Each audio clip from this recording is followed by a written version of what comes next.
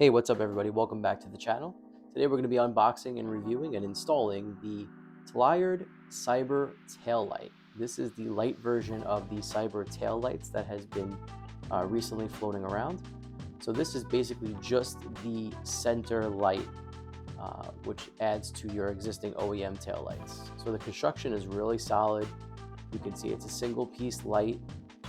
They used real 3M VHB tape, which is always appreciated. You can see that tape is running completely across. This is going to be sticking to the underside of your trunk lid. You have your wire harness here. And again, that tape runs across. You have the openings for your license plate LEDs and camera. And then more tape here. And you can see the construction is all solid, one piece, same material as your tail lights. One harness coming off of the actual light bar itself, which one will be running down the trunk lid.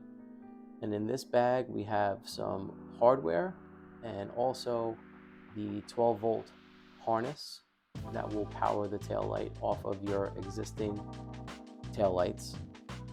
You can see the inline fuse there. The screws and nuts here are for your license plate. I was advised by Tlyard not to use these in this installation, that they were placed in error. So we're going to ignore those screws and caps for now, but they do look like license plate fixtures. So just don't use them. Now on this 12-volt harness, you have an inline fuse that's for future purposes. We're not going to be using that or installing it anywhere today. The main two harnesses are on each end here. Your longer one is going to feed into your trunk lid and power up that bar, and then the other side is going to connect to your two tail lights. You have some wire ties included, which is always appreciated. And here is the two T couplings for your existing OEM tail lights. So each one of these is going to replace your tail light plug. Your OEM tail light harness will plug into one end, and that long yellow cable will connect to that black harness we just saw. And same rule here with this one. The other tail light harness will plug into your right tail light, and that 5-pin connector will connect to that 12-volt harness as well. Pretty straightforward install.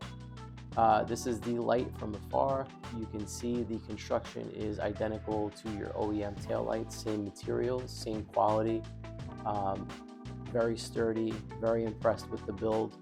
Packaging was amazing as well. And while we're doing a final look through here, if you could, please like, share, subscribe, comment. We love all the feedback on the channel. We're growing. We want to make it bigger and better every single day. Thanks to you guys.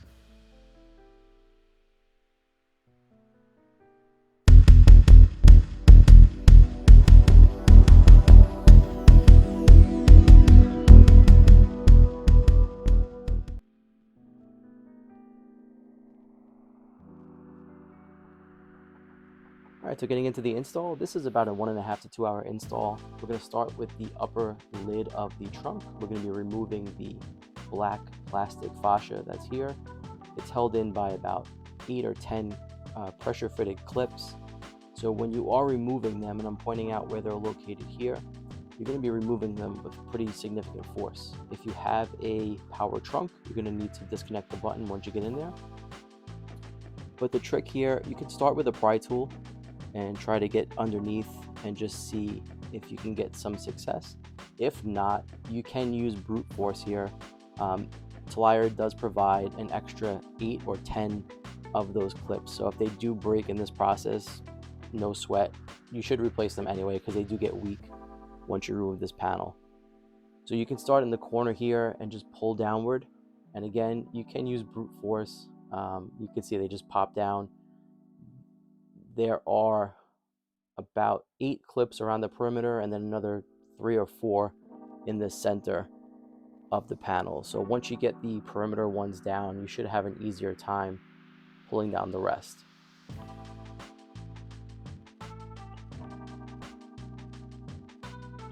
And you can see here I'm still using the cut there. you can see I've got one side hanging now. I'm going to go back over to the other and just make some more downward motions. And again, don't be afraid. If the clips break, it's okay. You have replacements. They are very finicky, especially on the Model 3. On the Model Y, it's a little easier, but on the 3, they do stick in pretty good. So just give them a good tug. And again, if you break them, we'll show you how to replace them in the video. It's not a big deal.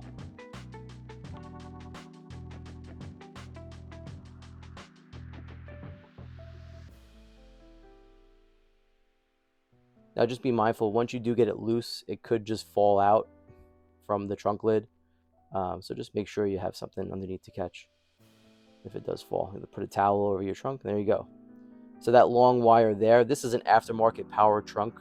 So that long wire is actually for the actuator button on the lid. So you'll see it there connected to the button. So we're going to go ahead and disconnect that button. If you have an OEM tailgate button, you could do the same thing here. The wire is a little different, but same principle. You're just going to disconnect it so that you can remove that whole panel. There's the clips. So you can see they're all around the perimeter, and a couple of them have already broken, so I took them out. They just slide out of that groove. You can see those little C notches there. So the new ones that are provided by Tlyard, you can just take them from the bag and pop them into those slots once you get around to it. So I am going to end up replacing most of these since they did give new ones, just because they do get weak over time. And if they're there, why not use them?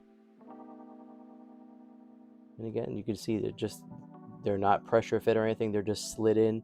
There's a little notch under the head of the clip. And if they do get stuck in the trunk lid, I have one of these metal pry tools. You can use one of those, or if you have a regular pry tool or a pair of pliers. Just note that if you do it this way, chances are they will break.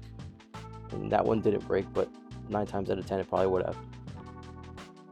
All right, so now we're going to go ahead and put some new clips in. I had a couple from a previous install that I had laying around. And you're going to remove the license plate now. So removing the license plate just involves taking remove the 4 Phillips head screws on the license plate itself, but the mount is 2 T20 screws, and you're just going to remove those.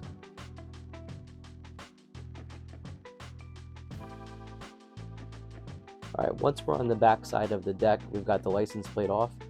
You can see there's 2 LEDs, one on each side of the camera housing, and those power your LED lights that go over the license plate.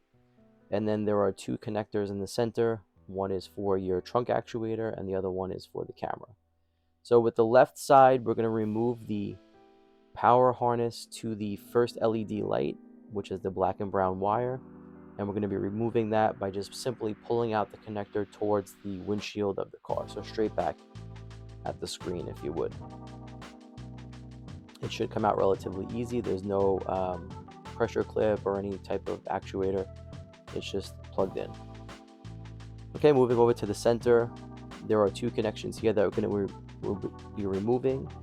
The left one is for the trunk actuator, which is the rubberized button that you press to open the trunk. And that has a little pressure tab. You're going to squeeze that upwards, and that's going to allow you to remove that connection. Again, you're going to pull it straight back, just like so. Now we're going to move over to, before we do the camera, we're going to do the right LED. And the LED operation here is the same thing. We're going to be pulling straight back towards the rear of the car, just like that. And now we'll go back to the center and we'll work on the camera connection. The camera connection is a coax connection. However, it is a simple pressure fit connector, which is located at the bottom of that purple housing. So you'll feel around.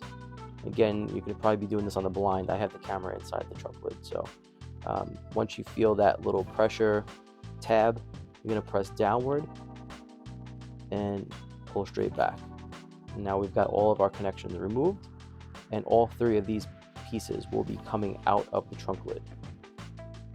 And the way to remove the LEDs, there's a little pressure tab on the outside. What you want to do is press it towards the center of the trunk lid, and then press outward towards the outside of the trunk.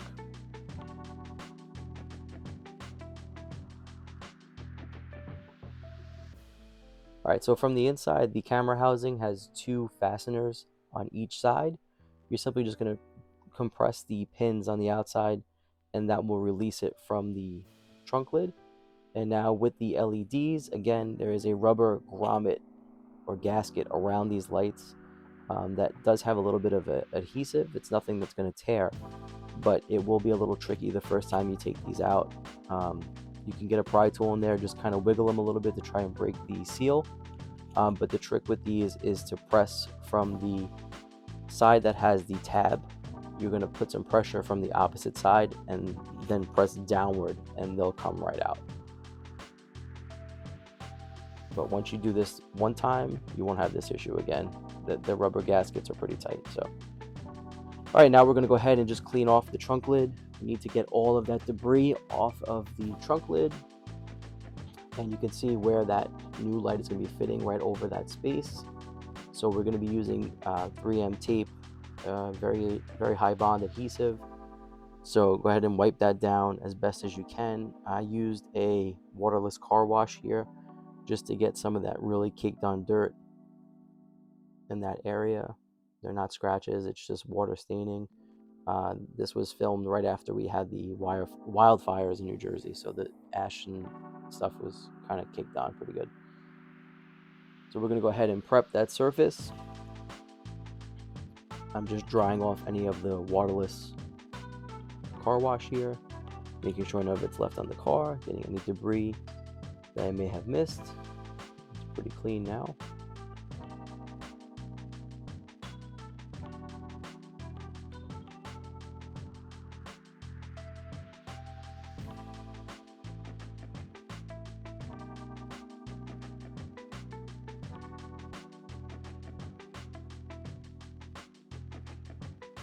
Okay, so now I've got the light bar and I'm just doing a dry fit up against the now exposed trunk lid with all of the lighting and cameras removed. So you can see the holes line up pretty evenly. There is about a ½ inch of space in between the OEM holes and the holes on the plastic LED strip. So you want to make sure that there is a good alignment there, because you will be feeding those cables from the trunk through. And now what we're going to do is I have some adhesion promoter, and we're going to go ahead and just wipe down that surface. Just use the tape on the light bar itself as a reference as to where you want to focus on. But for me, I just went across the entire area with that adhesion promoter. Just go ahead and wipe it down. Make sure you get a good strong bond here, because you don't want anything to hang off. And for this part, I use some tweezers just to help me get the corners up. Sometimes this VHP tape is a little tricky getting the backing peeled off, especially in the hot weather. So I just used a pair of tweezers. That's what's in my hand. I don't have nails, so I wasn't able to just use my fingernails. And you're going to go straight across. You're going to expose all of the tape, because we're going to be fitting this on in one shot. And you can see where I fed the wire from the light bar through the license plate LED hole there. That's where that's going to be run through into the trunk lid, and then we'll route the wiring from there. So we're going to go ahead and take our wire, just make sure it's all the way in as best as we can. And then once we do that, we're going to go ahead and line up our light bar. And again, with the tape exposed, be very careful. This is very strong tape, and if you do press too hard, you risk damaging the tape. So it should click into place relatively easily. You should feel the sweet spot. And now I've got it in that spot here, and you can see I'm just going around both sides and pressing, making sure I have a very good bond. It is pretty warm out today, so I'm not worried about the tape adhering, especially with the adhesion promoter. I should get a good bond really quick. And now we'll just take a look. Looks great. Straight across, even on both sides. That looks really good. So now we're going to go ahead and take our license plate LED, and we're going to put them in with the notches facing up. And again, you can just pop them in.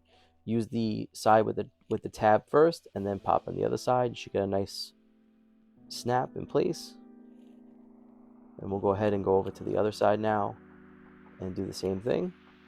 Start with the pressure tab side. You can see on the back there's nothing there. The left side has the tab, and again, you can just pop that in. You should get a nice satisfying snap.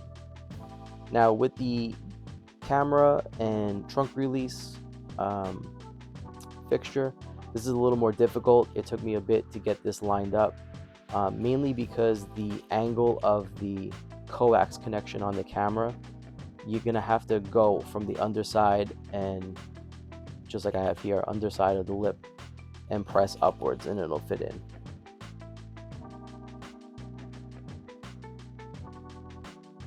So now I've got all of those pieces clipped back in place, and we're good. Back under the trunk lid, here's my feed from the new light bar going through the LED connection there. And you can see there's plenty of room for that to go through. Plug back in that first LED connection, that black and brown wire. We're going to go ahead and reconnect the other LED, license plate LED, with the other black and brown wire. And again, these just press in, there's nothing to it. We're going to go ahead and reconnect the trunk actuator button. And again, with the little pressure tab facing up, make sure you feel a click when you're pressing that back in. And then the last connection is going to be that coax camera connection with the pressure tab facing up towards the sky, and we want to feel that nice click. I'm sorry, the pressure tabs are facing down on that one, not up. So now we have this long wire from the light bar, which we're going to route through the trunk lid. And since we have the lid exposed, we have plenty of space here to route that wire through. And we're basically just going to use a hand fish through here. And there is a wire fish or fishing tape in the kit included. We're going to be using that shortly.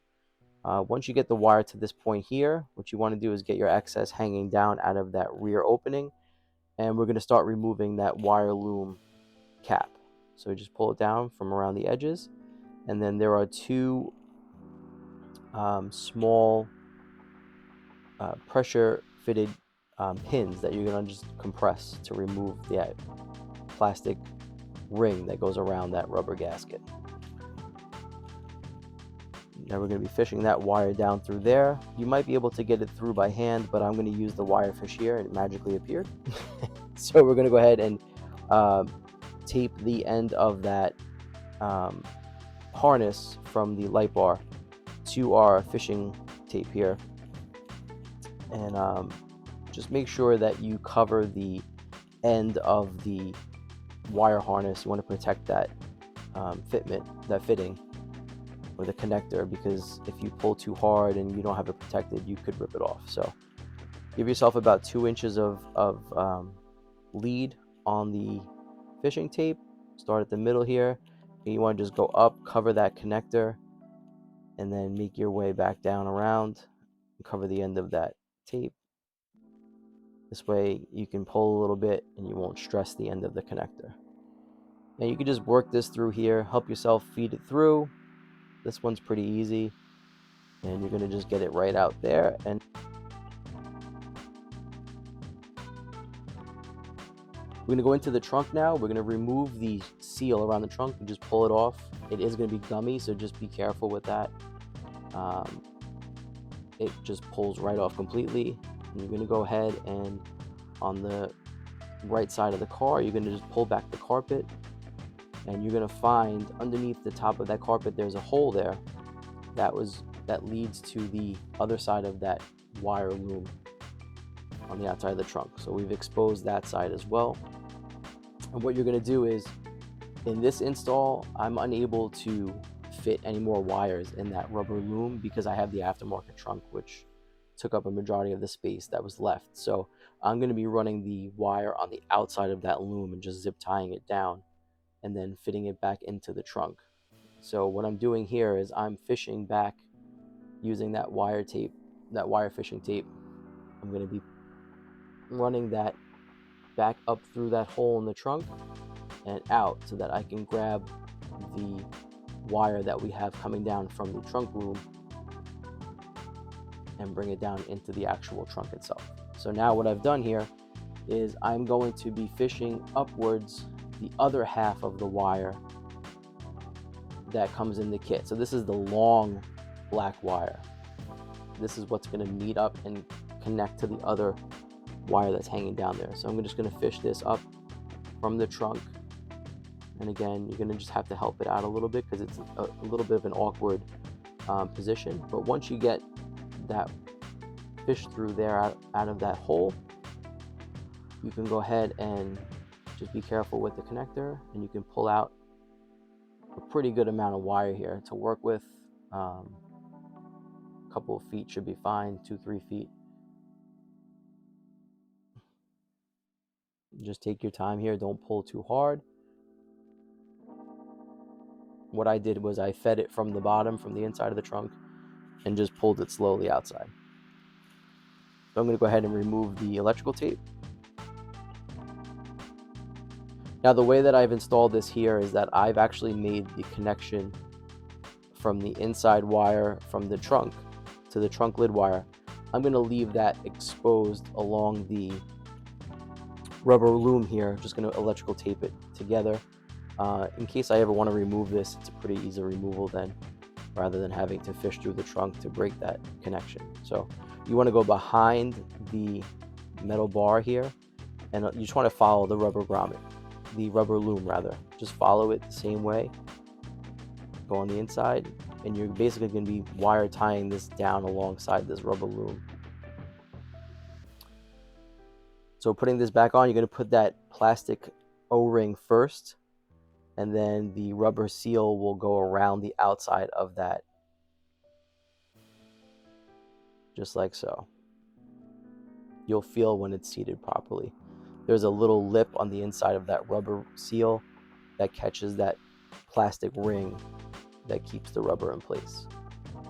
This is not watertight by any means, so it's okay if there's a little bit of water exposed, a little bit of wire exposed rather.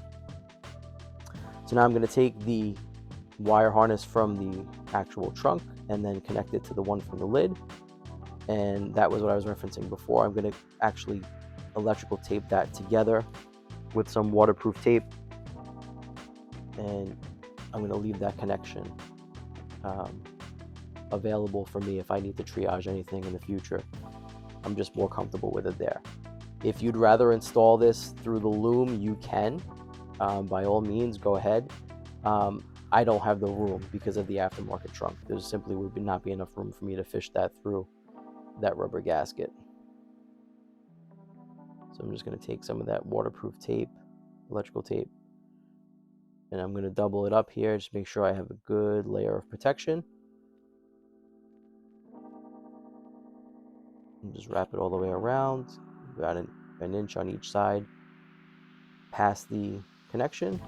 That looks good. So I'm going to go ahead and now just start eyeballing the connections. And I'm going to zip tie that wire right to that rubber loom, just like so. There are zip ties provided in the kit as well, which is great. And I did it right up against the existing zip tie, just for consistency's sake, as I know those are strong points, so those wire ties should hold really well. And on this one, I went and just rotated it towards the glass so that that nub is protected. You're going to go ahead and add a second one. You can add as many wire ties as you like here. You can go overkill. I think in the end I added 4. So go ahead and just affix them as you see fit. You do want a little bit of slack where that bend is, just so that the wire doesn't get stressed bending in the same spot every time you open and close the trunk. So do leave a little bit of slack there for some movement. Doesn't have to be much, but you don't want to risk getting that pinched overuse in time, which is one of the reasons why Tesla recalled the harnesses in that loom. So if you had your trunk recall done, that was where they did the work, is inside that rubber loom. I'm going to add another zip tie here right at the end of that bend, and you can see I have a little bit of play. So it's not sloppy, but it's tight enough where it can function without risking pinching that cable at all. Right, so now I'm just going to reseat that rubber gasket, and that one does not have the plastic ring, so it's just there's a little 2 lengths of rubber that go into the opening first, and then it should automatically kind of pop itself into place once you get those 2 legs seated inside. It's pretty straightforward. You should be able to figure it out relatively quickly. But that one does not have the plastic ring first. It's just the rubber grommet. All right, so now we have all of our wire ties in place. I'm just checking here for some pinching, and I'm going to add one more wire tie last minute just to keep it tidy, keep that wire in place. And now we're going to go ahead and just take our seal here and make sure once we pull on that wire that seal did not come loose, and it looks good. We're going to take a pair of diagonals and just trim back all of those wire ties, neaten it up. And you can see there that everything looks pretty clean. And again, if you choose to install this on the inside of the rubber loom, that is a possibility. For our install, we were not able to. There wasn't enough room. So we're going to trim back those last ones.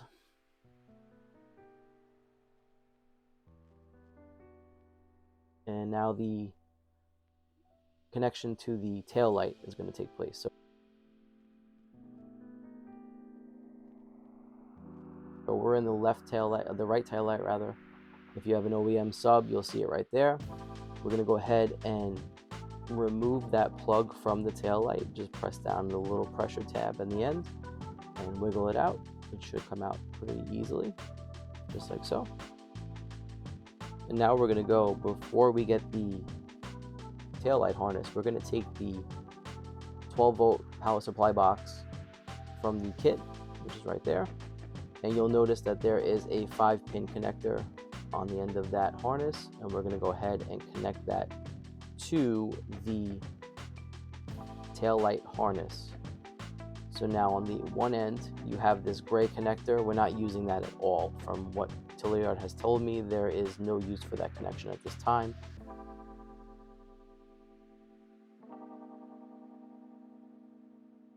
So now the other end of this harness, you have a double-headed connection, which goes to the tail light connector. So we're going to go ahead and first plug in the female connector into the existing OEM taillight harness. Make sure they line up. There's only one way these will go in. If you're getting resistance, then just flip it around just like so.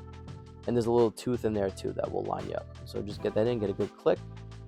And then we're going to go ahead and take the male side of the new harness and plug that into the tail light. And the pressure tab is going to be facing you in this instance. So that little gray tab will be facing towards the trunk, the inside of the trunk. Make sure you get a click. And so that harness is now connected. Now we'll take our black plastic covered harness that we just connected to the 12-volt box, and we're going to take the other side of that and connect that to the tail light harness. So now that's connected to the 12-volt power box that we just showed. And now we have our left tail light harness with the yellow cord. And this is just a single yellow strand of wire with a very small 2-pin connector. And that is going to connect onto that other small connection on the other side of that 2-headed harness there. And we'll go over to our left tail light, and the same approach here. We're going to open up that carpet, and once you remove that rubber gasket around the trunk, that will help you get behind the carpet. So we're going to remove the tail light plug just like we did on the other side, and then we're going to take the female side of the new harness and connect that to the OEM plug just like so. And again, if you get resistance, double check it. And then we'll take the male side and we'll plug that back into the tail light. And again, make sure you get good clicks at every step here. Looks good. All right, and now we're just gonna make some final connections here. We're going to run that yellow wire all the way down along the trunk ridge here. And then we're going to just basically tidy up all of our wiring in this pocket where the subwoofer is. You can use some wire ties, however you see fit. I'm not going to tell you how to tidy up your wires, but that's where you can hide everything. And now what we can do is we can actually do a try run. So we're going to go ahead and make sure it works. I've manually closed the trunk and stepped on the brake, and there we go. So the light bar is working. We've got the brake light is working perfectly. I'm going to go ahead and test the turn signals. Testing the brake again.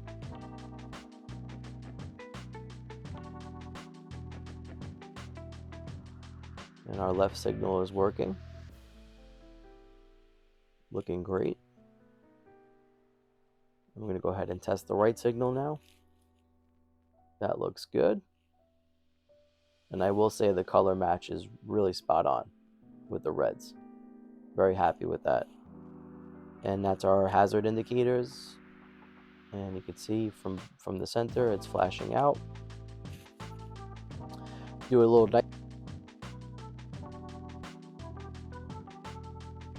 nighttime test, and there's your startup animation. So whenever you start the car, that's the animation you'll get.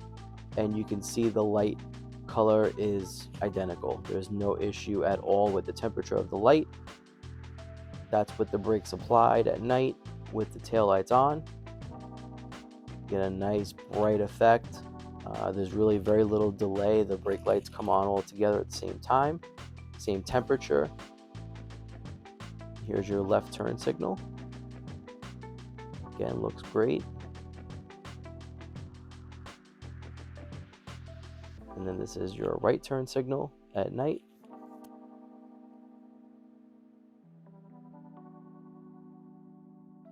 And there is your hazards at night. So it looks really, really good. Really good.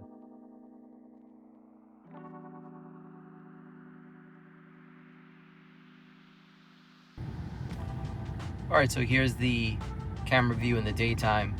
You can see that the light does block some of the camera view, but nothing crazy. Still plenty of view in the window there. If I press the brakes in daylight, you can't even tell that it's on. The turn signal, you get a little bit of a flash there, nothing crazy. And same for the right side. So pretty much similar to the daytime. Nothing really too impactful as far as the visual is concerned. And I do have my reverse lights on right now, so you can see that it doesn't impact having the reverse lights on either. So overall, the rear Cyber light doesn't impact the camera view too much.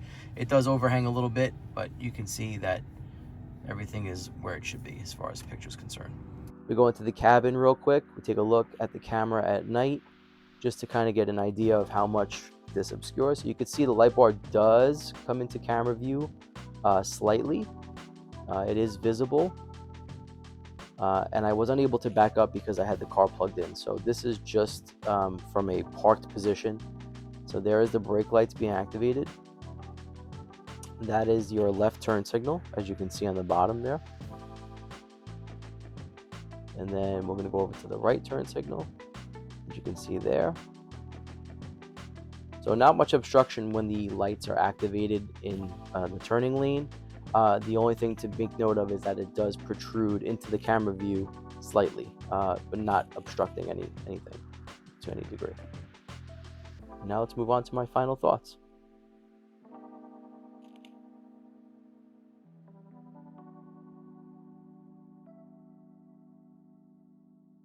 All right, everybody, so it's time for my final thoughts. Just a little segment where I kick back and kind of recap on what we just did.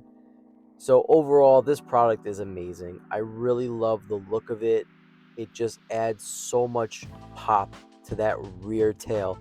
I have already gotten stopped at probably 4 or 5 red lights in the last 3 days since I've had this installed, asking how I did it, where it's from. which is awesome. I love making my car unique, and this product does exactly that. The install, I would say overall out of 10, it's probably about a 6.5. Only reason being is you really got to have a good knowledge of how to take the trunk apart and put it back together. If this is your first install, just take your time. You'll be able to do it. Don't rush, but just understand that sometimes things can go awry. Watch the video a few times before you get your feet wet. I will say, Tlyard as a company, awesome company. Customer service is hands down the best that I've dealt with yet in any Tesla accessory company. They are so responsive and really willing to work with all of their customers, which I truly appreciate from a consumer standpoint.